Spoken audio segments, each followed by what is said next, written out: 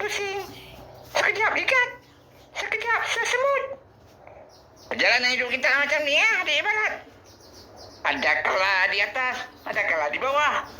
So, selagi bernadi bernafas pada diri berstatus bongkar sombong melebih dada, hanya mengarut saja. Tak ada maknanya. Ada sifat sebegini campak buang ke lubuk terasing. Buat apa nak simpan lagi? Tak berharga pun.